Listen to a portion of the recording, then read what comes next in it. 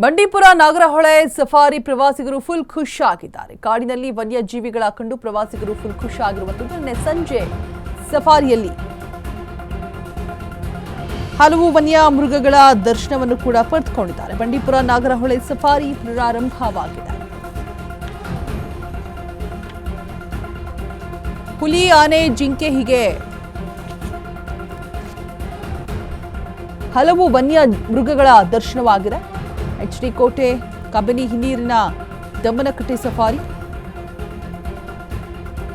GS Ravishankar ಕ್ಯಾಮೆರಾದಲ್ಲಿ ವನ್ಯ ಮೃಗಗಳನ್ನು ಸೆರೆ ಹಿಡಿಯಲಾಗಿದೆ. ಸಫಾರಿಗೆ ದೇಶ ವಿದೇಶಗಳಿಂದ ಕೂಡ ಪ್ರವಾಸಿಗರು ಬಂದಿದ್ದಾರೆ. ಪ್ರಕೃತಿಯ ಸೊಬಗನ್ನ ಕಂಡು ಪುಳಕಿತರಾಗಿದ್ದಾರೆ ಪ್ರವಾಸಿಗರು.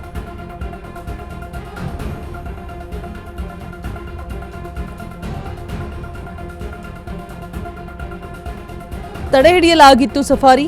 ಈಗ ಬಂಡೀಪುರ ನಾಗರಹೊಳೆ ಸಫಾರಿ ಮತ್ತೆ ಆರಂಭ ಆಗಿರುವಂತದ್ದು. ಪ್ರವಾಸಿಗರೆಲ್ಲರೂ ಕೂಡ ಫುಲ್ ಖುಷಿ ಆಗಿದ್ದಾರೆ. ವನ್ಯಜೀವಿಗಳನ್ನ ಕಂಡು ನಿನ್ನೆ ಸಂಜೆ ಸಫಾರಿಯಲ್ಲಿ ಹಲವು ವನ್ಯ ಮೃಗಗಳ ದರ್ಶನ ಕೂಡ ಆಗಿದೆ.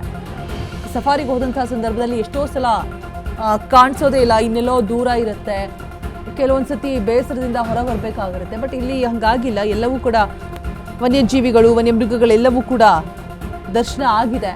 ಎಲ್ಲರೂ ಕೂಡ ಖುಷಿಯಾಗಿದ್ದಾರೆ.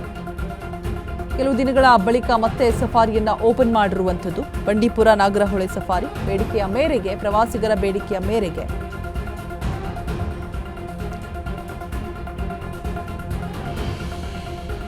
ಈಗ ಸಫಾರಿಗೆ ದೇಶ ವಿದೇಶಗಳಿಂದಲೂ ಕೂಡ ಬಂದಿದ್ದಾರೆ ಪ್ರವಾಸಿಗರು. ಪ್ರಕೃತಿಯ ಸೊಬಗನ್ನ ಕಂಡು ಪುಳಕಿತರಾಗಿದ್ದಾರೆ. ಸೊ ನೋಡ್ತಾ ಇರಬಹುದು, ನಾವಿಲ್ಗಳು ಸಫಾರಿ ಹೋಗ್ತಾ ಇರುವಂತಹ ಸಂದರ್ಭದಲ್ಲಿ ಎಲ್ಲವೂ ಕೂಡ ಕಾಣಿಸಿದೆ. ವನ್ಯ ಜೀವಿಗಳು, ವನ್ಯ ಮೃಗಗಳು, ಹುಲಿ, ಆನೆ, ಜಿಂಕೆ, ಹಲವು ವನ್ಯ ಮೃಗಗಳ ದರ್ಶನ ಆಗಿದೆ.